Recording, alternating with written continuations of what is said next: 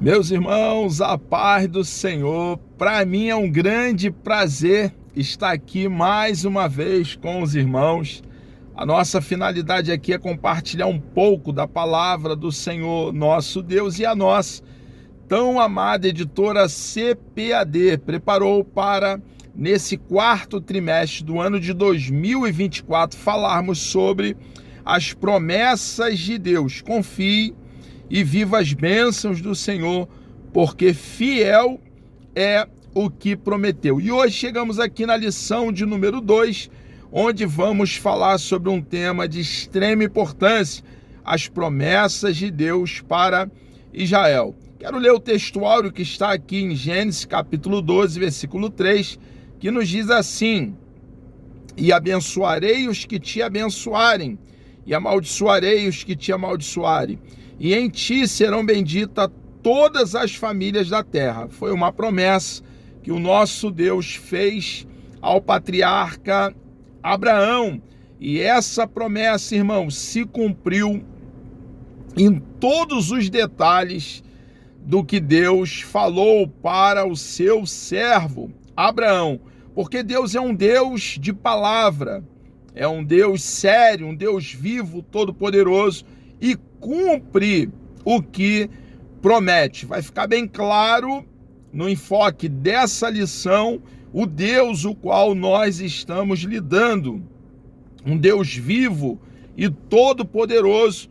Podemos depositar nele toda a nossa confiança, toda a nossa expectativa, porque ele é um Deus que vela sobre a palavra dele mesmo para que essa palavra dita por ele se cumpra. Verdade prática: ainda que a queda espiritual tenha ocorrido com Israel, há uma gloriosa promessa ao remanescente fiel.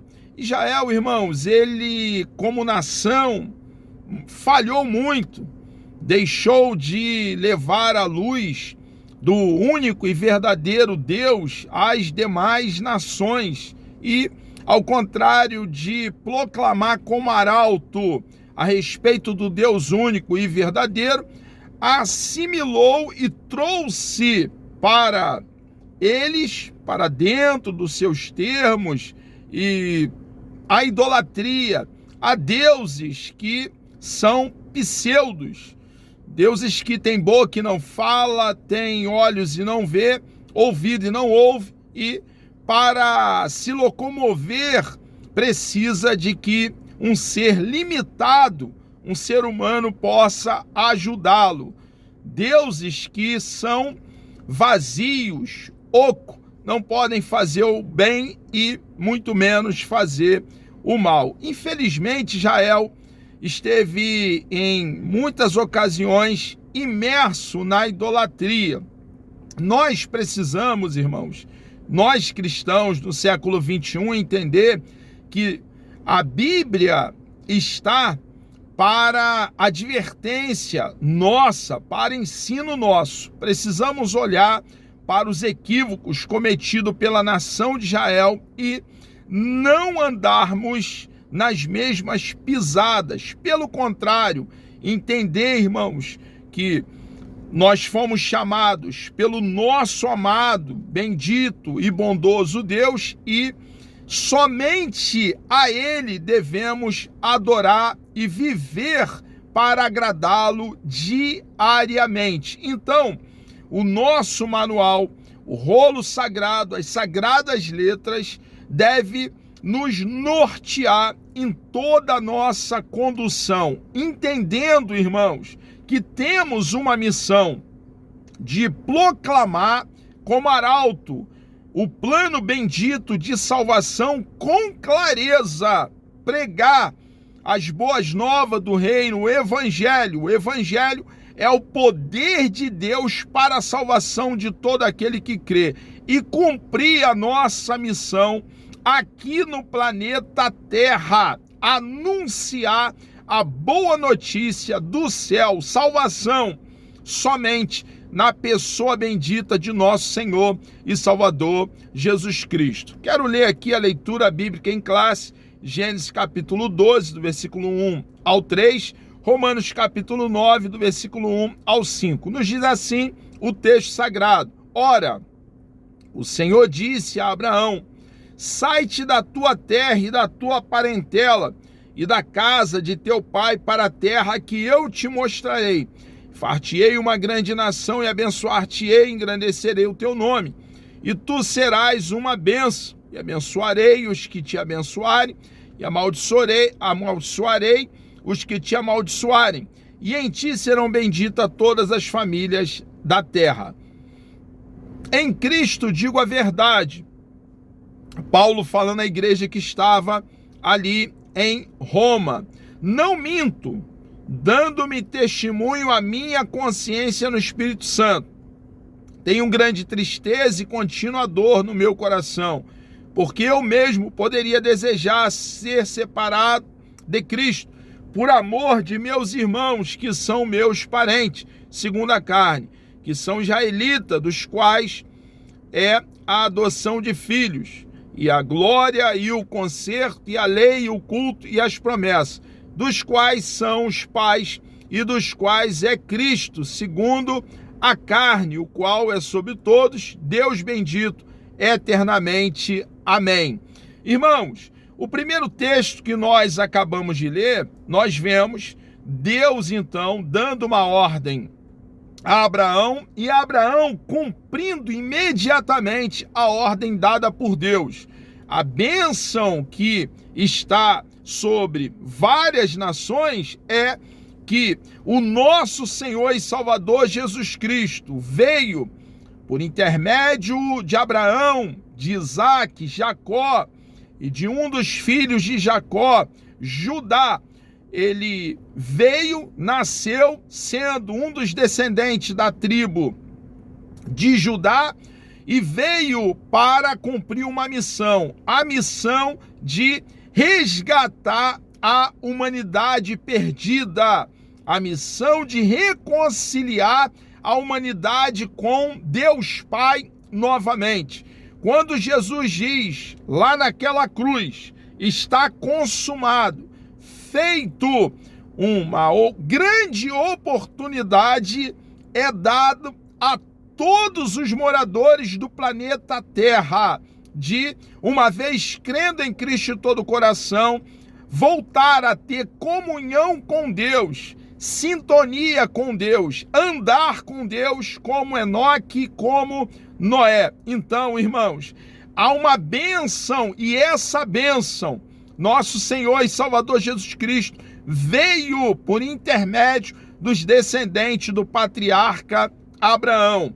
Nós, no segundo texto que lemos aqui, observamos a tristeza de Paulo. Paulo era um cidadão romano por nascimento, nasceu em Tarso da Cilícia. Quando nasce em Tarso da Cilícia, essa cidade estava embaixo do domínio do Império Romano, então ele era um romano legítimo, não comprou a cidadania romana, mas era romano de nascimento, e pela sua árvore genealógica, pelos registros dos seus antepassados, ele então era israelita, era hebreu da tribo de Benjamim, foi circuncidado com 8 dias de nascido, e ele, no texto qual nós lemos, expressa a sua tristeza pela negligência do povo da nação de Israel em cumprir a missão que recebeu da parte de Deus.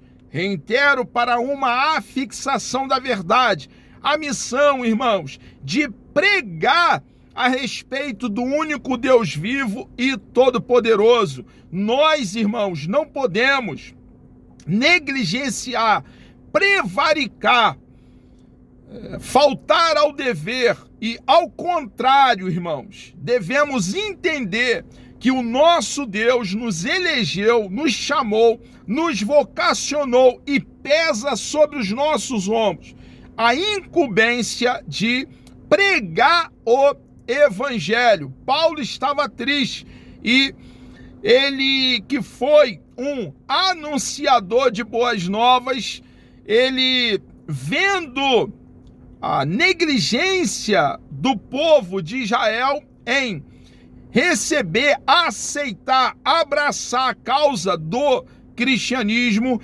ele ficou muito angustiado e estava pronto para anunciar as boas novas a todos os moradores da terra. Nós, irmãos, precisamos entender que também Israel precisa de salvação e só obterão vida eterna uma vez crendo no Messias vaticinado pelos profetas do Antigo Testamento, profetizado, uma vez crendo em nosso Salvador, nosso Senhor Jesus Cristo, no Cordeiro de Deus, que, como disse João Batista, tira o pecado do mundo. Somente crendo em Cristo obterão então a vida eterna. O objetivo da lição são 3. O primeiro objetivo é detalhar a promessa divina a Abraão acerca de tornar a sua descendência uma nação sacerdotal que testemunharia os feitos de Deus entre as nações. Segundo objetivo, elencar as promessas de Deus a respeito de Israel para o seu desenvolvimento como nação e destacar a posição de Israel no tocante à salvação e a promessa quanto ao seu futuro espiritual.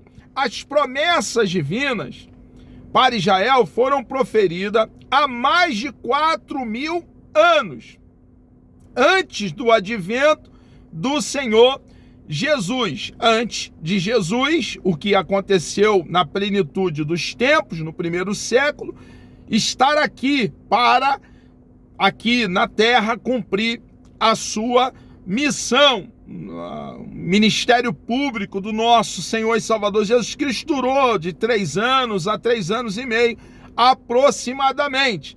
Tudo começou quando Deus chamou Abraão e fez-lhe promessa a respeito do divino propósito de formar uma grande nação. Observe, irmãos, que Deus cumpriu essa promessa. Sara era estéril e a promessa levou 24 a 25 anos aproximadamente para se cumprir, até que nascesse Isaque. Abraão agora, ao contrário de estar com 75 anos, estava com 99 para 100 anos. Sara, ao contrário de estar com 65 anos, estava com 89 para 90. Mas Deus, irmãos, Deus cumpre aquilo que Ele promete. E Ele, em um cenário de impossibilidade, dado a idade adiantada do casal Abraão e Sara, Ele então dá vida ao útero de Sara, que era estéril, dá vigor a Abraão, eles coabitam e então nasce Isaque, o filho que Deus havia prometido ao casal que sairia do tronco deles, seria deles. Deus é um Deus de milagre, irmãos. Esse mesmo Deus não mudou, não enfraqueceu, não perdeu a sua força.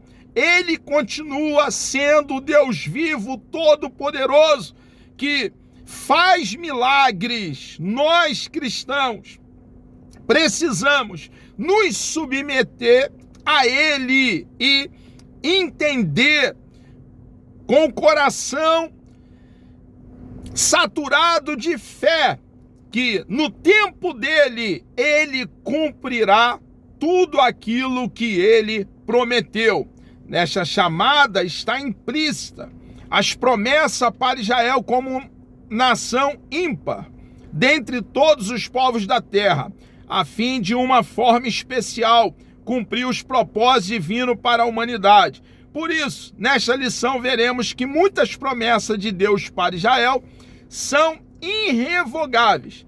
Elas foram feitas por Deus a Abraão, a Isaque e a Jacó, a Davi, e confirmada com o advento do Senhor Jesus Cristo.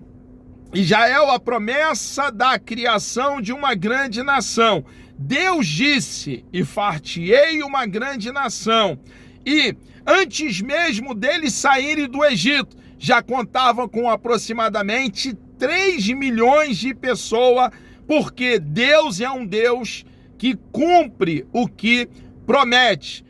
E abençoar-te-ei, disse Deus, engrandecerei o teu nome, e tu serás uma bênção, uma promessa que se cumpriu.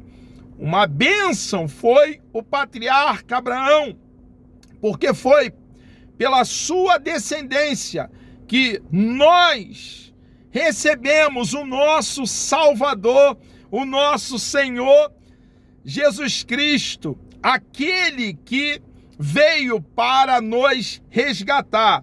E abençoarei os que te abençoarem, e amaldiçoarei os que te amaldiçoarem. E em ti serão benditas todas as famílias da terra.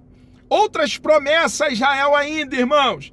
A promessa de um filho Abraão, Deus cumpriu essa promessa. A promessa de um filho a Isaque, Deus também deu um filho a Isaque.